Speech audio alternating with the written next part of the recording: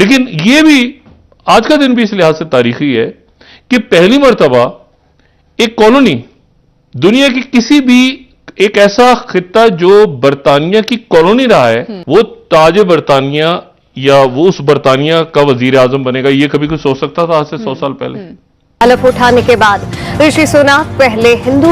बरतानवी वजीर आजम होंगे। अब हम ये देख रहे हैं कि ऋषि सुनाक जो है वो बरतानवी हुक्मरान जमात कंजर्वेटिव पार्टी के सरबराह और जाहिर है कि मुल्क के नए वजीर आजम 20 तरह से मुंतखब हो गए हैं। ऋषि सुनाक पहले एशियाई निजात बरतानवी बन गए हैं जो कि वजारत उज़्मा के ओहदे पर फायज होंगे। वो कौम जिसने इंडिया के ऊपर इतने साल हुकूमत की, अब इंडिया उसके ऊपर हुकूमत करने जा रहा है, क्या कहेंगे? बस ये मकाफाते अमल है, उन्होंने उस पर जोर दिया। अब तो हिस्ट्री रिपीट होती है, अब उनका टाइम है। 42nd जो प्राइम मिनिस्टर बन रहे हैं और मैं समझता हूँ कि यंगेस्ट, ठीक है जी। क्या मुल्क को बढ़ते माशी मसाइल और सियासी कशमकश से निकालने में ऋषि सुनाक कामयाब हो पाएंगे? अच्छा चांस होगा यूके की इकोनॉमी को ग्रोथ करने के लिए, क्योंकि अगर वो एक ऐसी कंट्री से आ रहा है जिसने यूके को ऑलरेडी पीछे छोड़ दिया है। उनका बहुत अच्छा रोल रहा उस जमाने में जब कोविड आया हुआ था, तो वो चूंकि चांसलर या वजीर खजाना रहे उस दौर में जब कोविड आया हुआ था, तो अब वो वजीर आजम बने हैं। बहुत अच्छे और बहुत देर तक उसको याद रखा जाएगा एक अच्छे तरीके से कि एक ऐसा प्राइम मिनिस्टर आया जब बरतानिया की मईशत बिल्कुल बैठ गई थी। कि चूंकि इनका भारत से बहुत गहरा ताल्लुक है, जिसकी वजह से हुकूमत की नींदें हराम हुई पड़ी हैं, नींदें उड़ चुकी हैं। तो कहीं ऐसा तो नहीं होगा कि ये पाकिस्तान के साथ जो मामलात हैं उनमें कहीं ना कहीं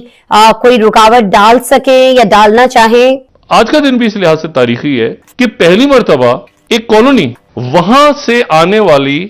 हिजरत करके आने वाले खानदान जो है वो ताज बरतानिया या वो उस बरतानिया का वजीर आजम बनेगा। ये कभी कोई सोच सकता था आज से 100 साल पहले?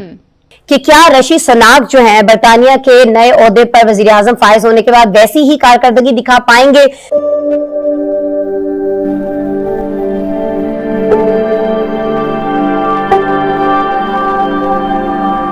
साथ ही जो ऋषि सुनाक है वो वहां पे प्राइम मिनिस्टर के तौर पे, ठीक है, और ये उम्मीद की जाती है कि वो जो है वो चूंकि चांसलर थे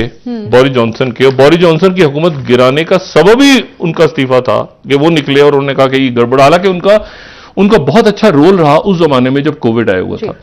तो अब वो चूंकि चांसलर या वजीर खजाना रहे हैं, बरतानिया में वजीर खजाना को चांसलर कहा जाता है, तो वो चूंकि चांसलर या वजीर खजाना रहे उस दौर में जब कोविड आया हुआ था, तो अब वो वजीर आजम बने हैं। तो ये देखना है कि क्या बरतानिया का सियासी अदम इस्तेकाम खत्म होता है, और ये भी हमने देखना है कि वो अमेरिका जो कि गुलाम बना के अफ्रीका और दूसरे मुल्कों से लाता रहा कई सदियों तक, वहां तो एक सियाफाम सदर फिर हमने देखा बन गया बराक हुसैन ओबामा।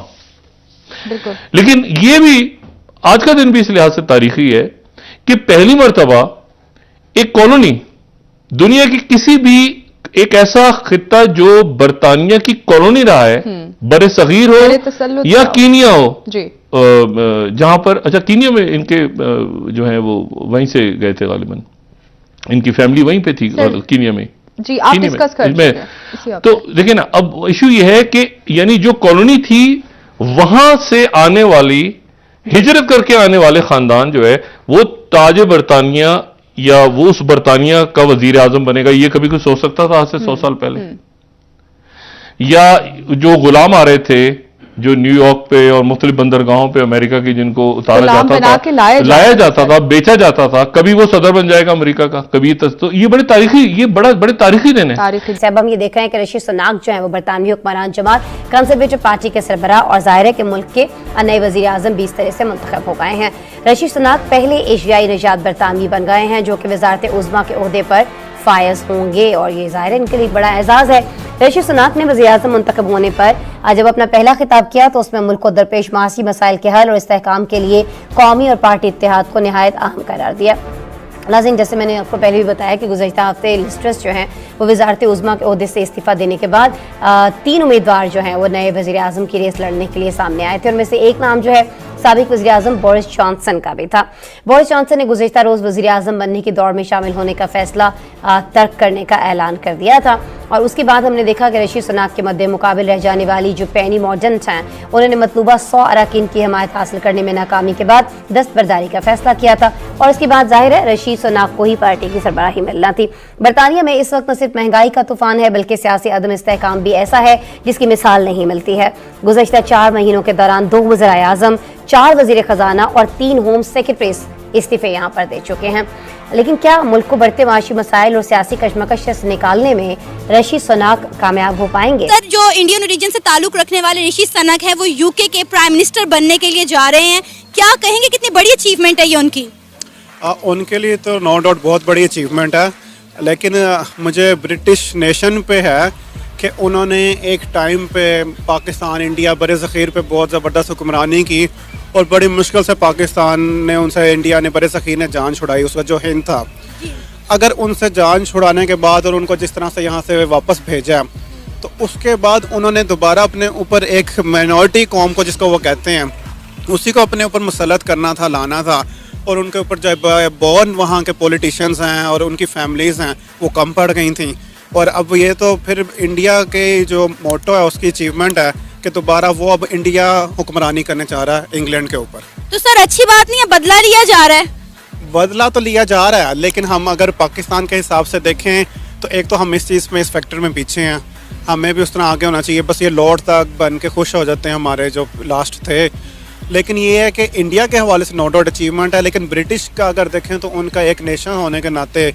उनके लिए लॉस है। सर, लिज ट्रस आई तो थी लेकिन अनफॉर्चुनेटली वो वहाँ की इकोनॉमी को स्टेबल नहीं कर सकती और उन्होंने रिजाइन दे दिया। अब उन्हें तो चांस मिला था ना, वो इलेक्शन जीती, वो आई और उनके रिजाइन करके जाने के बाद जितने भी और बंदे इलेक्शन में खड़े थे वो एकदम से पीछे हट गए और उन्होंने कहा है कि हमने इलेक्शन लड़ना नहीं है, तो ऋषि सुनाक जो है वो ऑटोमेटिकली जो है वो इलेक्शन जीत गए हैं। यही तो देखें उनका लूज पॉइंट है, इतनी बड़ी नेशन है, पूरी दुनिया पे उसकी हुक्मरानी है और कहाँ कहाँ पे उनका असर और रसूख और अप्रोच नहीं है, लेकिन अपने मुल्क की हुक्मरानी के लिए उनके पास बंदा ही कोई नहीं था अपनी साथ, अपने मुल्क के लिए, अपनी नेशन में से, और वो सब पीछे हट गए, लूज कर गए, बैक स्टक पे चले गए और इंडियन निजात को, ड्यूल नेशनल को मौका मिला कि वो आगे आए। मतलब वो कौम जिसने इंडिया के ऊपर इतने साल हुकूमत की, अब इंडिया उसके ऊपर हुकूमत करने जा रहा है, क्या कहेंगे? बस ये मकाफात अमल है, उन्होंने उस पर जोर दिया, अब तो हिस्ट्री रिपीट होती है, अब उनका टाइम आया और ये अच्छा है, उन लोगों को ही पता चले कि किस तरह किया था, ये अब टाइम है उनका बदला लेने का। अच्छा, मैं आपसे बेसिकली जानना चाहूँगी कि क्या रीज़न है, हमें पहले जो है बड़ी बड़ी कंपनीज के जो है सीईओज जो हैं वो इंडियन नज़र आते थे, अब एक यूके का प्राइम मिनिस्टर इंडियन बनने जा रहा है, अपने आप में एक बहुत बड़ी अचीवमेंट है ये। बस ये मेहनत जो भी करता है वो आगे जाता है, ये तो हम लोगों के लिए लेसन है कि मेहनत करोगे आगे जाओगे। अच्छा, ये भी कहा जाता है कि इंडियंस की लॉबी बनी हुई है, वो किसी को आगे नहीं आने देते, खासकर पाकिस्तानियों को, इस पर आप क्या राय रखते हैं? ऐसा बिल्कुल नहीं है, आप जिसके पास टैलेंट होता है वो आगे जाता है, उसको कोई चीज़ नहीं रोक सकती। तो आपके अंदर टैलेंट है तो फॉर श्योर आप आगे जाएंगे, नहीं है तो लेम एक्सक्यूजेस बहुत ज्यादा। कि क्या ऋषि सुनाक जो हैं बरतानिया के नए ओहदे पर वज़ीर-ए-आज़म फाइज होने के बाद वैसी ही कारकर्दगी दिखा पाएंगे? लेकिन अगर ये ओहदा उन्होंने आज से 2 महीने पहले संभाला होता तो कुछ फर्क पड़ सकता था, क्योंकि जब उनको छोड़कर लिज ट्रस का इंतखाब किया गया तो उसके बाद लिज ट्रस से बहुत सारे फैसले गलत हुए जिनको उन्होंने माना और फिर रिजाइन कर गई। अगर उस वक्त ये ओहदा संभालते तो चीजें मुख्तलिफ हो सकती थी या उस वक्त भी इतनी डिफिकल्ट थी? गुलफाम साहब जी बिल्कुल ऐसा है कि अगर लिज ट्रस की बजाय ये उस वक्त प्राइम मिनिस्टर बनते तो हो सकता है कि उस वक्त शायद इतनी तवज्जो और इतनी बहुत सारी आंखें उनकी तरफ ना होती, चूंकि लेस देन 45 डेज के अंदर जो है लिज ट्रस की हुकूमत खत्म होगी, तो अब लोग बहुत ज्यादा बेयकीनी का शिकार हैं। वो इसलिए शिकार हैं कि लिज ट्रस ने इनसे बहुत ज्यादा वोट हासिल किए और वो प्राइम मिनिस्टर बनी। अब जब ये प्राइम मिनिस्टर बन रहे हैं, बोरिस जॉनसन पीछे चले गए, लिज ट्रस भी पीछे चली गई, पेनी भी पीछे चली गई, तो अब सारी नजरें इस पे हैं और ये बहुत मुश्किल होता है कि जब इतनी सारी आंखें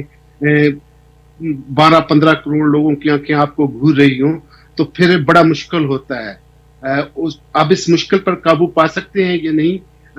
ये अभी कुछ कहना कबल अज़ वक्त है, बहुत ज्यादा केयरफुल होना पड़ेगा। अच्छा, आपने यानी कि भारतीय निजात होने की बात की है, जहाँ बहुत सारी निगाहें हैं, वहाँ पाकिस्तान में भी बहुत सारे सवालात जो हैं वो जहनों में मंडला रहे हैं, खासतौर पर ये सवाल कि चूंकि इनका भारत से बहुत गहरा ताल्लुक है। कि ऋषि सुनक जो है वो इंग्लैंड के नए प्राइम मिनिस्टर जो है, उन्होंने वो जो कंजर्वेटिव पार्टी की लीडरशिप है वो जीत ली है, और ये बहुत बड़ी बात है। ये मैं समझता हूँ कि एक तो वो जारी बात है, उनका ये आ रहा है कि वो इंडियन ओरिजिन के हैं,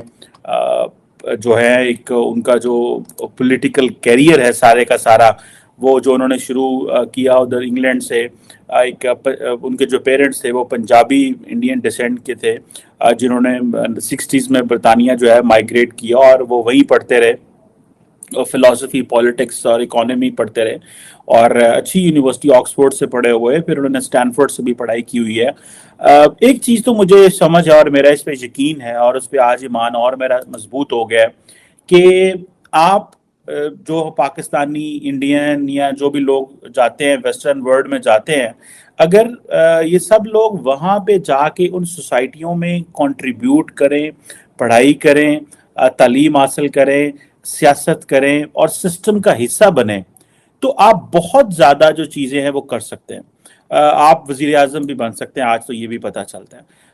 और ये जारी बात है वो इंडिया के 42nd जो प्राइम मिनिस्टर बन रहे हैं, और मैं समझता हूँ कि यंगेस्ट, ठीक है जी, एक कहा जा रहा है कि इससे पहले भी एक यंगेस्ट प्राइम मिनिस्टर रहे हैं, लेकिन एक सेंचुरी से ज़्यादा हो गया कि एक यंगेस्ट प्राइम मिनिस्टर जो है वो इंग्लैंड को नहीं मिला था। और